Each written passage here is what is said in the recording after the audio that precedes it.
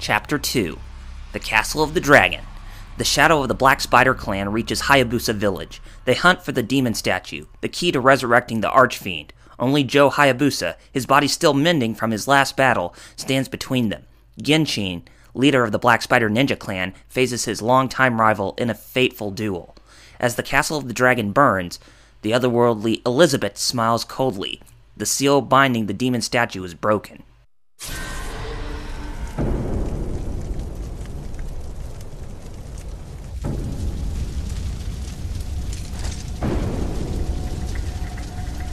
Genshin.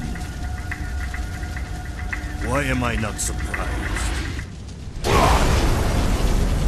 How the vaunted Dragon Ninja bloodline has withered, Joe Hayabusa. Your embrace of the evil way has consumed you. Evil. The ninja way knows neither good nor evil. Corruption of the soul is a fate that befalls the weak.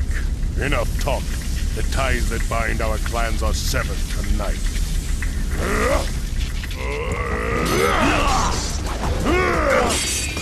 will be blood-stained by blade. You fool.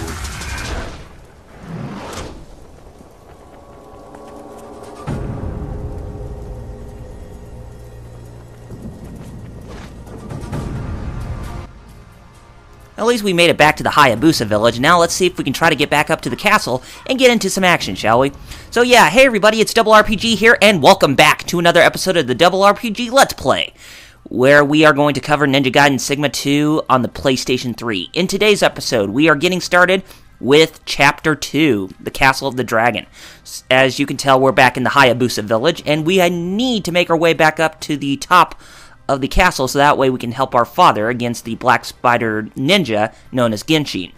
Alright, let's go ahead and get on with this episode that's already in progress, shall we? And let's take a look at this notebook called Flying Swallow. The Flying Swallow? That's exactly the sort of thing I need. Fast as an eagle, sharp as a knife, explosive power that makes your head spin. Today I begin my daily training regimen.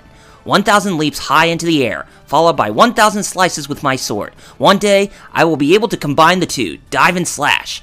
I will be unstoppable. Tori Noshin. Alright, so it's just giving a notebook entry about the Flying Swallow and how to perfect it. But evidently, one person is trying to do his best to perfect it, but evidently he did not survive till the end to do his job of what he was wanting to do. And yes, enough talk about that, so let's just focus on what is going on right now. And as you can tell, we're back at the Hayabusa Ninja Village, and it still has been recuperating ever since Ninja Gaiden 1, but it was also recuperating ever since Ninja Gaiden Dragon Sword. And it still hasn't been recuperated as of yet. And I'm getting my butt kicked by a ninja dog, evidently. There. Yeah, the ninja dogs are pretty hard, but they don't take that long to try and defeat. There will be some that might wield swords, as you can plainly see. And it's kind of difficult to try to attack them, since they are pretty fast creatures. But for the most part, they are pretty weak when you try to slay them. Okay, now we have a Muramasa shop, and with this Muramasa shop, we can actually upgrade one of our weapons. Which is good, because we definitely need to upgrade. And you know what? I think I'm definitely going to be upgrading the Dragon Sword. Definitely. Because it does need a good upgrade, I tell you. But I'm going to let you know right now, and since I said this in previous episodes before, you can only use these types of shops only once. And the next time, you have to work your way through this game to try to find another one of these shops. And with the linearity of this game being imminent, it kind of makes it hard. But for the most part, we'll still find them. If we come over here, yeah, we can fight some more Black Spider Ninjas. And when we upgrade our weapons, it's kind of like in the last game, we actually do gain newer attacks. Newer melee attacks, that is. But you know what? I'm going to use my Nimpo on these guys and see if I can try to hurt them. And, jeez. I'm going to have to do my bidding with the Izuna drop. It's always good to do bidding on that.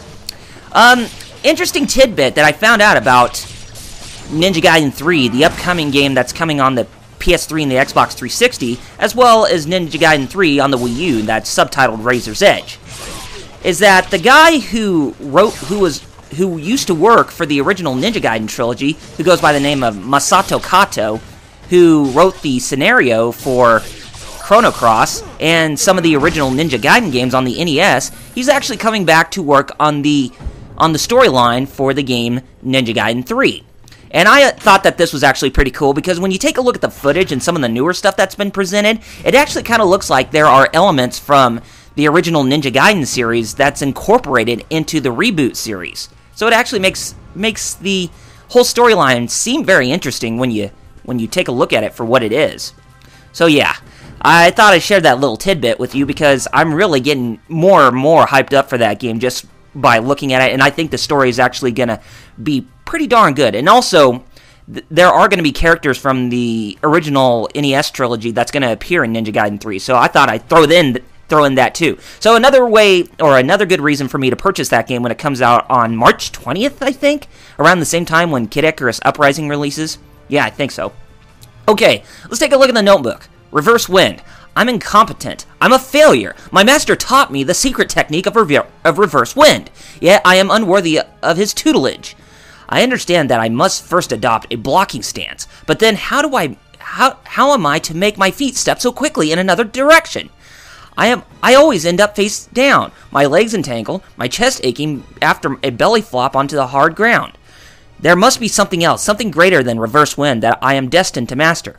After all, I am meant for artistic pursuits, perhaps even sorcery. I must follow my destiny. Sanyodo. Okay, so this guy has trouble with the reverse wind technique, and he evidently did not live to make it happen. But I guess that's just one of the things that, you know, if people were to try something like this in real life, then, you know, they'd probably have a hard time trying to do the reverse wind technique. Kind of like how it's really hard to pull off an Izuna drop in real life. It really is, if you think about it. Okay, let's use the ultimate technique on this guy. Might as well, so that way we can get some hits in and get some more essence. So, yeah, on the Ninja Gaiden 3, I thought that little tidbit that I found out was actually pretty interesting. So I just wanted to go ahead and throw in that information. Okay, now since we're here in this chapter, chapter 2 of this game, there's actually a good point, or there's actually something that we can actually look for since we are here at this place. And since we're here at this place, there's actually a new weapon that we can obtain. And here's this ability where we can actually run on water.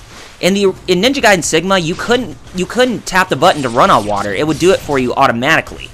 But in the original Ninja Gaiden game on the Xbox, that and Ninja Gaiden Black, you had to press the buttons in order to get through. It's not like you couldn't do it automatically like you could in Ninja Gaiden Sigma. You had to press the buttons. There's no way that you would be able to run automatically on the water. Okay, let's go ahead and make our way up here. Oh, and some more of these mangy rapscallion muskies, or ninja dogs, or whatever. I know they're supposed to be Hokkaido wolves, or something that's very similar, but evidently, they really don't make that much difference to us. Okay, now, as you can tell, we already made it back over here, which is the section that's right before the temple. Or the temple is just right before the area where Kureha, the priestess from the first Ninja Gaiden game, was killed by Doku. Okay, now let's take a look at this. This is the counterattack technique. So, after we block an enemy, we just press square and triangle while blocking, and then we should be able to counter the enemy's attacks. And I think I pretty much already showed that technique, so let's just leave it at that, and let's continue.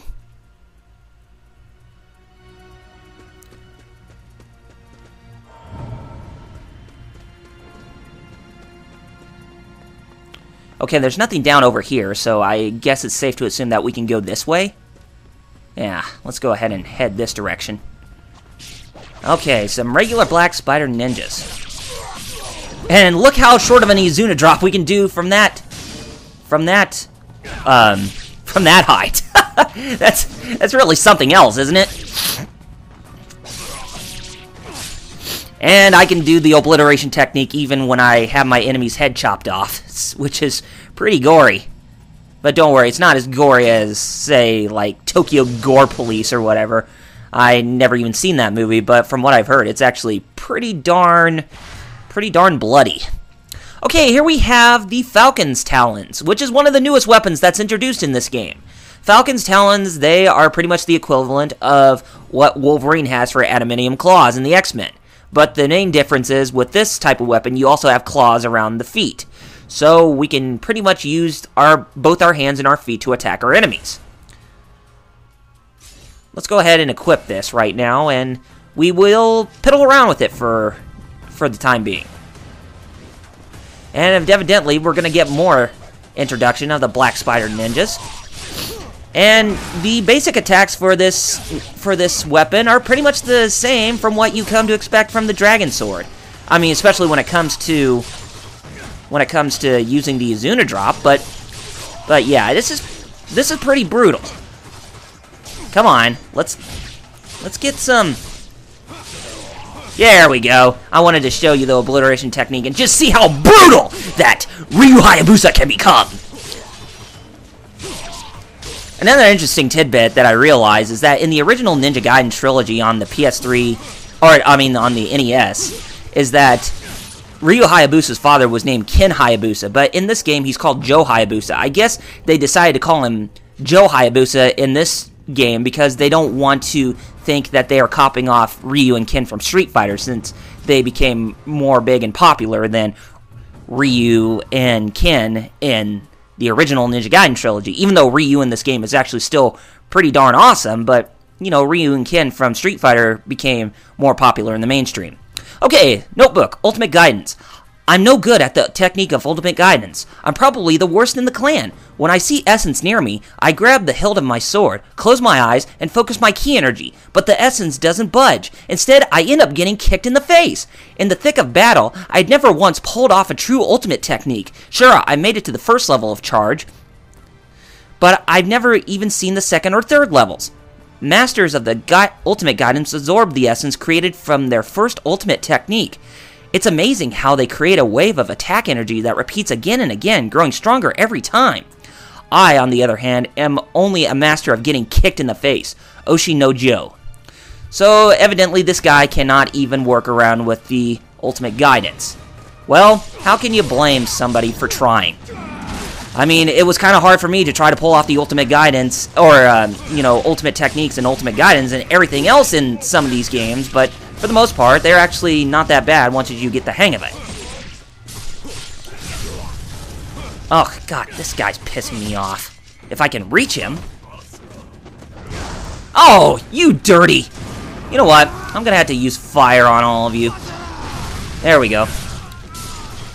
Oh, look at that brutality. Oh, no. Get off. There. Here we go. I was about to say, if he tried to use a kunai on me, then that would not have been good. Okay, good. There.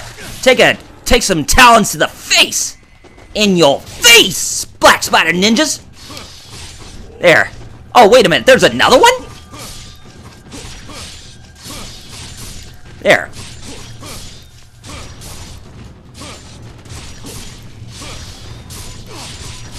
Here, oh, I couldn't even pull it off. Fail.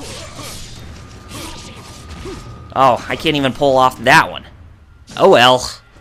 Okay, so I think we need to look around here to see if we can actually try. Nope, no, we don't. Okay, we're gonna go up here, and by the time we get up here, we'll probably close off this episode. Okay, now we're getting an introduction about the Izuna drop, which I've already been pulling off in this game already, so we really don't need to go on any further than that. But you see there is an assortment of button combinations to do while you lift an enemy in the air, and then you can do those button combinations and then cast the Izuna drop, which is Ryu Hayabusa's signature technique. God, you guys are relentless. I guess I could expect no less from this game being ridiculously hard, evidently. There, take some of this. Very nice. And evidently we are going to get some more. We're going to get some more of this crap to deal with. Here. Do this. Ha-ha! Bullseye! Let's go ahead and open this, and what do we get? Oh, we get some blue life essences. Well, that's good. Okay, since we have made it this far, and since we have begun Chapter 2, I think this is probably a good spot to where we can go ahead and we can close things off here. So, anyway, gamers, next time on Double RPG Let's Play with Ninja Gaiden Sigma 2 on the PlayStation 3, we're going to resume where we left off, and we are going to make our way up to the castle even further. Alright, gamers, take care of yourselves, and I shall see you on the next one. Thank you all for watching, and I'll see you guys then.